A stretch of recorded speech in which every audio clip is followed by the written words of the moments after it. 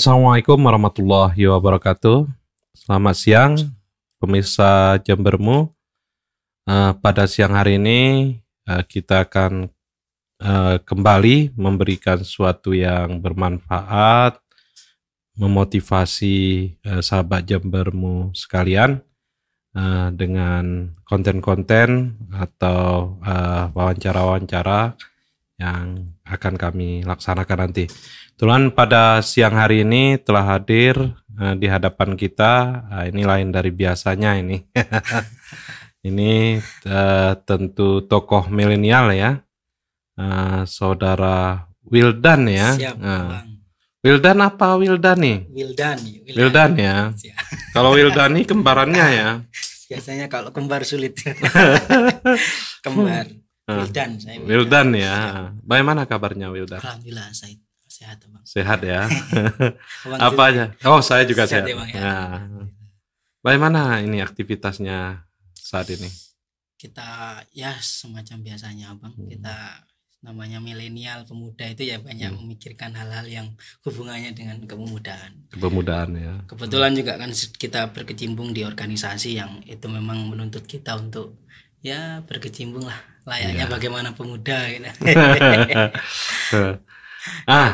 Gini Wildan, ini ada satu hal yang menarik ya, bahwa kalau zaman dulu itu trendsetter itu rata-rata mereka yang sudah berumur ya. Ya. Karena apa namanya, pengalaman mereka, ilmu mereka, pendidikan mereka dan macam-macam gitu. Tetapi hari ini kalau kita lihat trendsetter itu kan rata-rata anak muda gitu, milenial. Anak muda. Sepakat Ya. Nah, kira-kira apa sekarang ini yang menjadi tren bagi anak muda milenial hari ini gitu?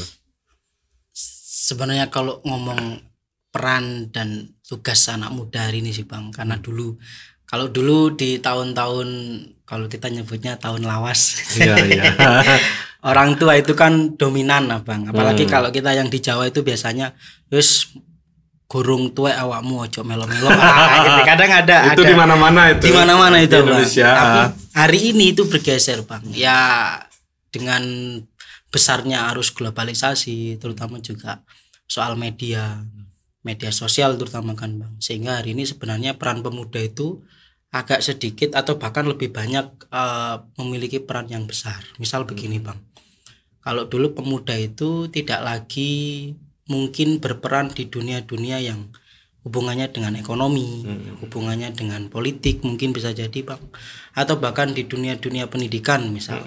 Tapi hari ini kalau kita mau mengkupas misal di dunia-dunia politik misal, itu kan di partai kalau kita mau tahu atau di lembaga-lembaga begitu, anak muda itu kan sangat banyak hari ini. Itu termasuk menggerakkan partai. Betul, ya. itu menunjukkan kalau sisi-sisi pemuda hari ini memang punya peluang besar dan punya fungsi yang besar. Begitu yang coba kita amati, terutama kalau kita coba lihat juga di sisi ekonomi. Kalau dulu kalau ngomong pengusaha Bang, itu rata-rata yang dibilang ahli kan orang tua. Nah, kalau sekarang ke atas ya. Kalau sekarang ada yang namanya ini pengusaha muda di bawah 30 di bawah 30 bahkan ya di YouTube atau apa itu kan banyak umur 21 sudah berpenghasilan sekian juta, sekian M, bahkan sudah punya perusahaan atau penghasilan sendiri.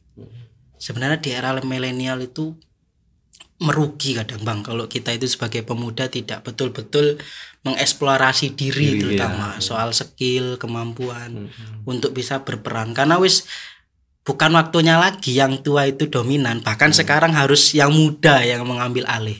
Bukan mengambil alih mungkin ya. Gimana? Tetapi memang keadaan yang mengharuskan seperti itu wajib akhirnya sifatnya ya Bang ya gitu.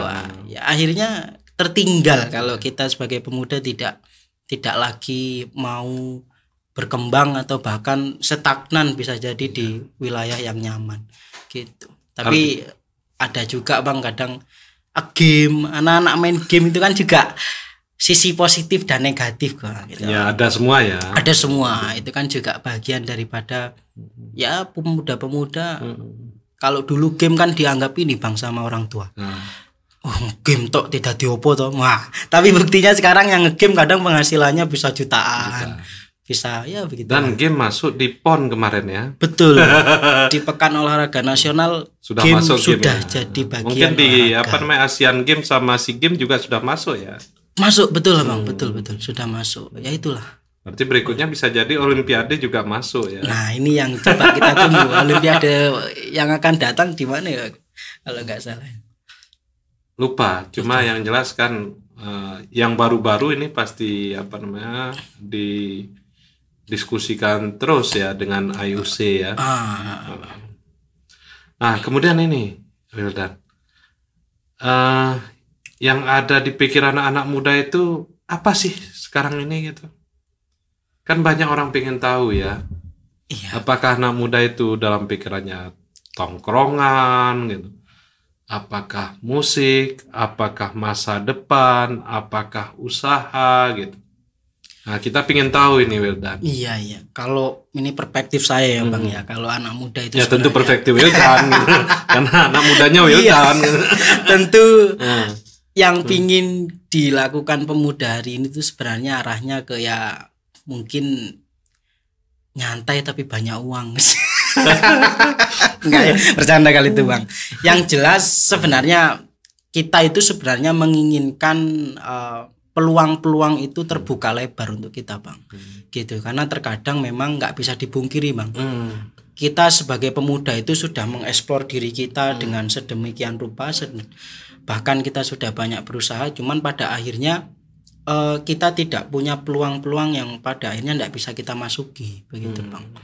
Ya dalam tanda kutip lagi-lagi terkadang pemuda kita itu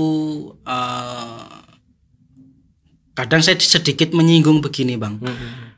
Saya pernah berpikir betapa pentingnya sebuah hubungan sosial gitu Bang.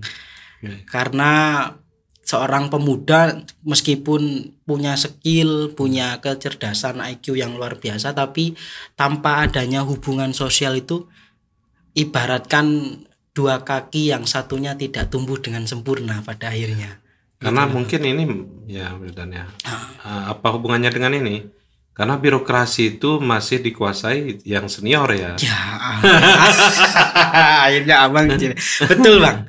Karena sehingga kalau kita sebagai pemuda hari ini meskipun kita akui arus globalisasi, keterbukaan semuanya itu luar biasa. Cuman lagi-lagi kalau kita tidak membangun hubungan sosial dengan dekat dengan senior kita atau bahkan dengan orang-orang terdekat kita, sepertinya kita akan tetap di level yang ya ngapunten kadang skill kemampuan kita akan kalah dengan jalur-jalur tertentu gitu lah Bang.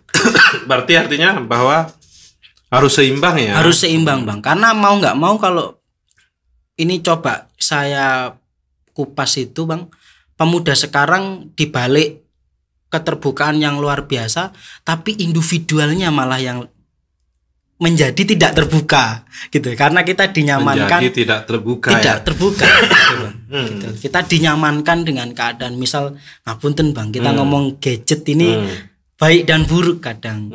Karena saya pun sebenarnya kalau boleh jujur ini bagian orang yang suka rebahan.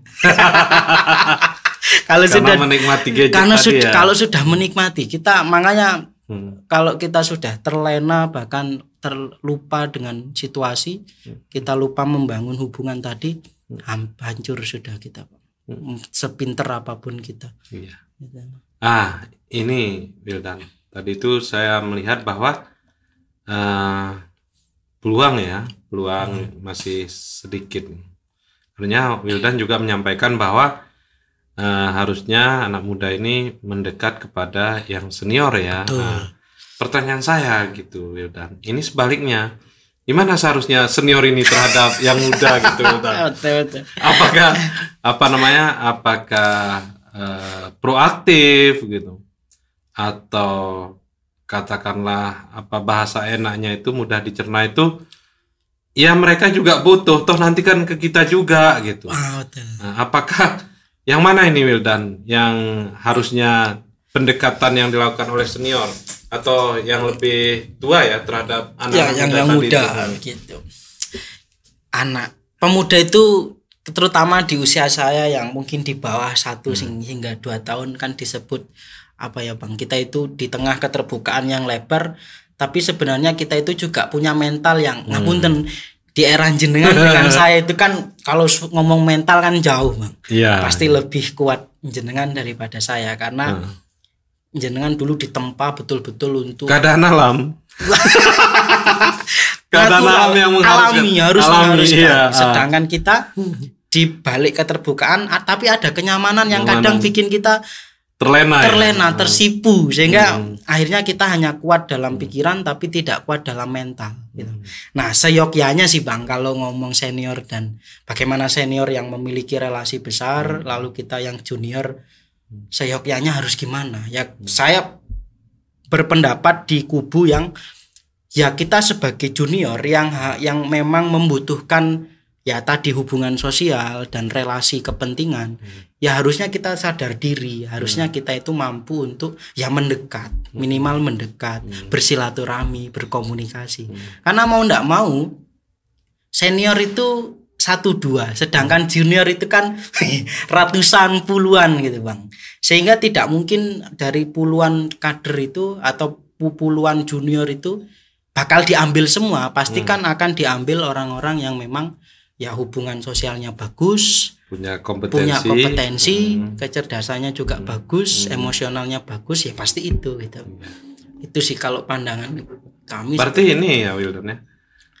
Berarti ke depan itu harus ada the dream team mungkin ya. Saya tanda kutip memberi namanya the dream team. Dalam artian bahwa di sana itu harus ada katakanlah generasi kolonial tanda kutip ya. Tapi ada juga generasi milenial gitu. Kemudian ada juga generasi Z gitu Z ya. Yang baru. Itu berkolaborasi ya harus Bang, dalam satu tim. Apa seperti itu Dan? Kalau saya sepakat dengan itu Abang, karena begini, kita tidak bisa meninggalkan arus lama lalu arus baru kita perkuat dengan sendirinya begitu. Bung Karno kan pernah bilang jangan sekali-sekali lupakan sejarah kan begitu Bang. Artinya kalau diinterpretasikan dengan skala kecil itu kan begini Bang. Maksud saya generasi Abang dengan generasi saya, lalu ada generasi yang lebih muda lagi nanti.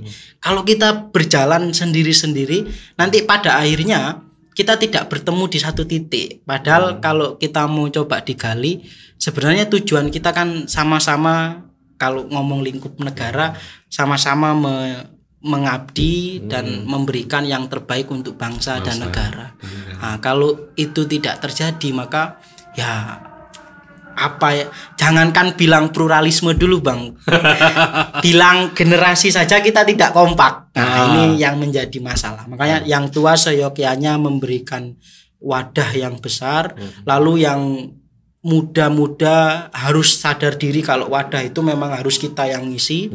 Lalu generasi selanjutnya monggo disiapkan mental dan idenya atau bahkan skillnya untuk menyelanjutkan generasi yang selanjutnya. Kalau ini saling beriringan luar biasa. Berarti ini yang tua juga harus sedikit menyesuaikan ya dengan yang muda gitu. Kadang masalahnya yang tua paling nggak mau diskusi diskusi di tongkrongan lah ya. Harus mau minimal mau pulang jam 12 ya. Jam 12 malam ya. Karena kebiasaannya gitu ini Bang. Gitu. Tapi yang muda pun sesekali harus main ke rumah yang tua. Dan juga harus serius ya. Dan juga harus serius. Sudah punya program. Betul. Ini harus serius untuk menjalankannya harus ya. Betul. Ya. Nah, terus ini Wildan. Kira-kira ya masa depan dari mungkin Indonesia, mungkin dunia gitu. Itu apakah nanti gitu akan dinominasi oleh pikiran anak muda atau pikiran orang tua atau perpaduan? Kalau data yang hari ini sudah kita tidak lagi menjadi rahasia umum Bang. Kan di tahun 2045 bangsa ini akan hadir atau bahkan mendapat bonus demografi. Artinya pemuda-pemuda yang kita sebut milenial itu akan menjadi penerima tampuk kepemimpinan bangsa. Sehingga saya pikir seyogyanya adalah mungkin saya nanti dengan generasi saya menjadi penerus abang, menjadi penerus tokoh-tokoh bangsa. Ya saya pikir tetap tidak lepas daripada kontribusi founding father atau bahkan generasi selanjutnya. Ya tugas kita adalah meskipun abang tadi bilang ide-ide, gagasan-gagasan, tetap itu memang lahir daripada kita, tapi ada pondasi, yaitu pemikiran dan ide dan gagasan para founding father maupun generasi-generasi sebelumnya. Nah, itu yang kadang harus dipertahankan abang, karena bangsa ini kalau setiap generasi punya ide baru, terus ide baru ini tidak selesai, terus ada generasi lagi bikin ide baru lagi, ambruk lagi. Ini yang ini terus ya. Tidak selesai akhirnya. Berarti ini Wildan ya. Kalau misalnya ada dialektika, pergelutan pemikiran antara yang muda dengan yang tua, itu biasa ya Wildan. Sudah biasa. Wah, kita tahu sejarah berdirinya bangsa ini, misal Soekarno diculik oleh para pemuda hanya untuk memperdebatkan, kalau bahasa Jawanya yo ayo ndang merdeka iki ya. Kalau jiwa muda kan gitu abang. Yeah. Kita itu pengen yang cepet-cepet karena kita beranggapan membaca peluang. Tapi kan yang tua itu kadang berpikir sebentar, ini ada waktunya kita mencari yang paling pas. Yang paling pas. Tapi nah itu kan sudah biasa. Tapi pada akhirnya kita tetap merdeka kan bang, dan bertahan sampai hari ini. Jadi kalau era hari ini sebenarnya yang tua dan yang muda debat itu ya kayaknya memang saling memperkuat ya. Harus debat sehingga pada akhirnya nanti saling memperkuat, punya ide yang saling memperkuat. Jadi nggak usah khawatir ya, nggak usah baper ya. Baik baik yang senior maupun yang muda, nggak usah baper ya. Cuman dalam tanda kutip begini bang. Gimana? Yang muda ya mohon harus tahu attitude juga. Takutnya nanti narasi kita ini dianggap ya gak apa-apa berarti ini yang tua debat ini wes. Tapi tetap harus dengan koridor tertentu. Misal kita punya adat istiadat, kita punya attitude, etika sosial kayak gitu. Kemudian ini Wildan, hari ini kan kita itu melihat bahwa ini beda Wildan ya dengan generasi saya dulu. Mungkin di generasi saya itu orang melihat bahwa skill itu tidak terlalu penting, ataupun konsepsi ya tentang skill itu berbeda dengan sekarang. Kalau dulu itu katakanlah ketika kita bisa memikirkan sesuatu, kemudian walaupun itu tidak diimplementasikan gitu, diaplikasikan, itu sudah cukup. Ternyata hari ini tidak cukup. Bahwa kita harus punya skill. Kira-kira bagaimana Wildan persiapan anak-anak muda ini? Skill apa saja gitu Wildan yang harus disiapkan untuk terutama itu tadi mengisi bonus demografi tadi itu.